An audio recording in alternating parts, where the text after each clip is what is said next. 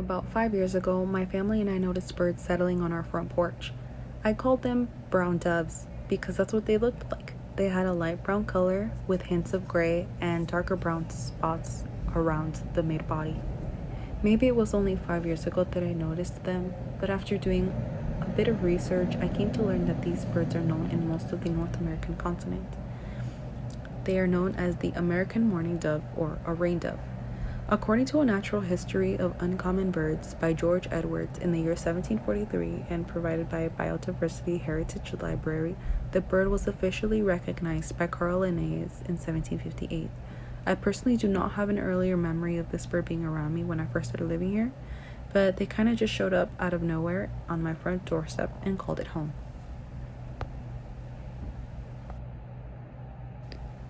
We have hanging planters that we originally used for decoration purposes, as well as keeping up with the plants, until one day we noticed a nest with eggs inside. From that day forward, we were going to just let them be. And since then, 10 to 15 families, possibly even more, of mourning doves have laid eggs and grown here.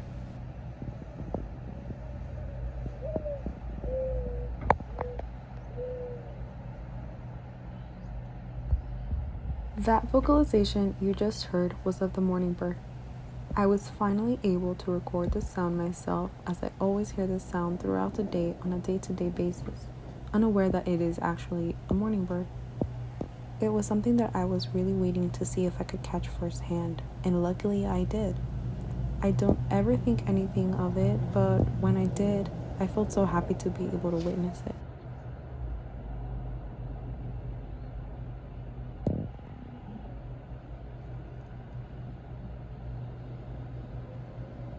As I was recording, I tried to stay as quiet as possible, as I didn't want to disrupt them or scare them.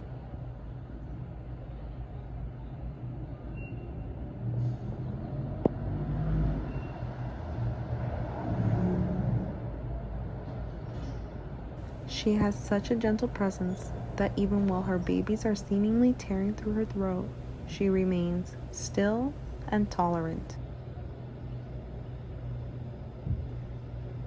As I sat there reflecting on this amazing and beautiful creation, I realized how lucky I was to be watching and witnessing.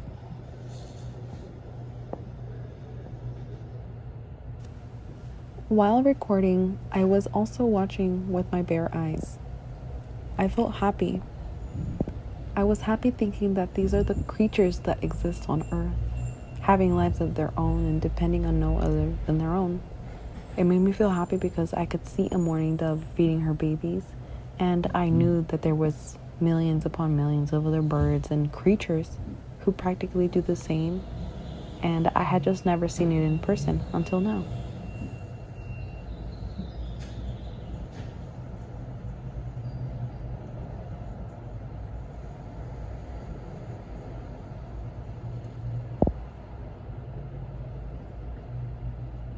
While this did make me feel happy, I also felt somewhat troubled. This was because I kept hearing construction noises, trucks, cars, and other stuff in the background. I felt like they didn't have a normal or natural habitat. But according to allaboutbirds.org, mourning doves are common across the continent and generally have prospered as people have settled the landscape.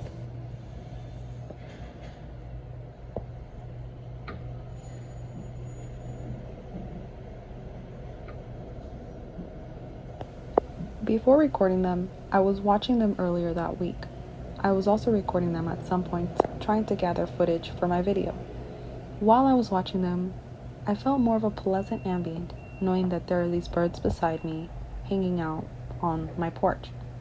We were both breathing the same air and familiar with the same location. He or she was probably even familiar with me and other members of my family. I never wanted to make them feel uncomfortable, so I never dared to touch the babies or feed them. I let them live as they would without interference.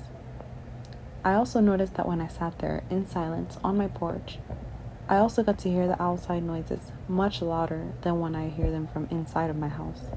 This is a lot of drills and beeping sounds from the construction site across the road. Not to mention, we live on a main street where the roads can get pretty busy and cars are constantly pressing on the gas, honking, or playing loud music. I noticed that while the mourning dove was in the nest with her eggs, or now babies, she stands very still, trying to observe or figure out if she's in any danger when she hears noises. That's why when I began to record this clip, she stood as still as a statue for 2 minutes before she started walking to her kids.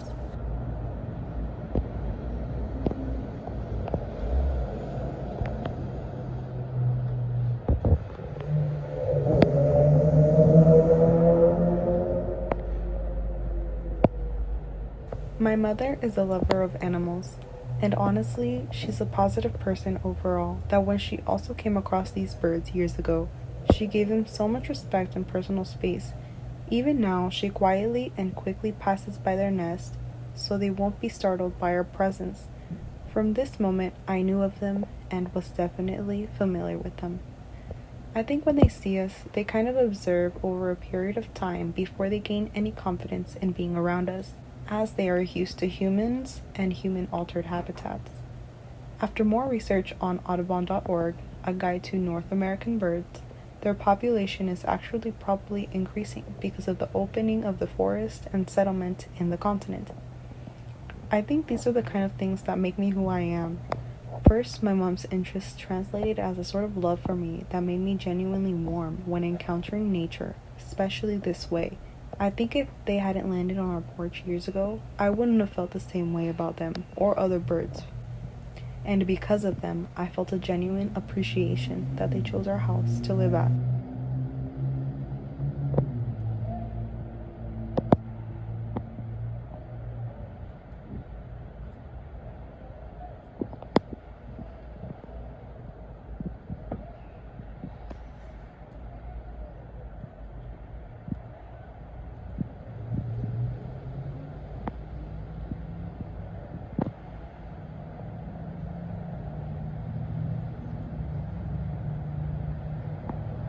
As someone who is aware of the new technologies blinding and confining our human nature, I definitely feel like this activity made me think in a different perspective, especially since I had to basically do nothing while actually doing something, which was taking it all in and meditating. In order for us to shift our attention to other important aspects of life, we have to spend and use our time wisely, or not, in order to really appreciate what we have and not exchange it for the new or the better.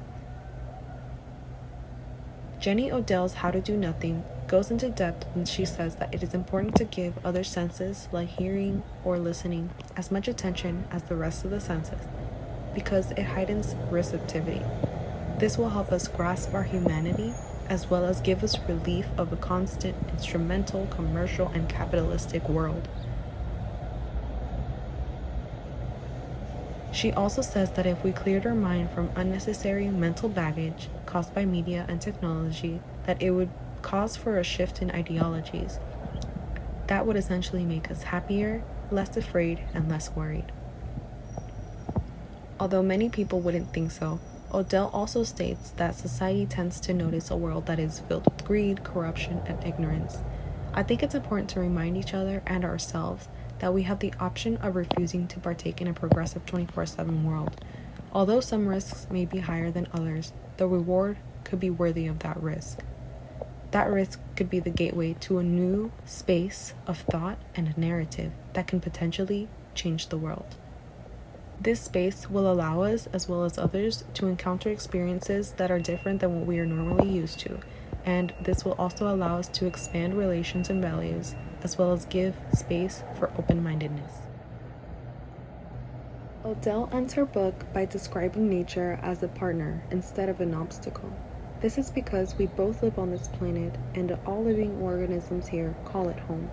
She also states that natural intelligence is at work on the land, meaning that if we interfere as little as possible, nature will find a way to make things work.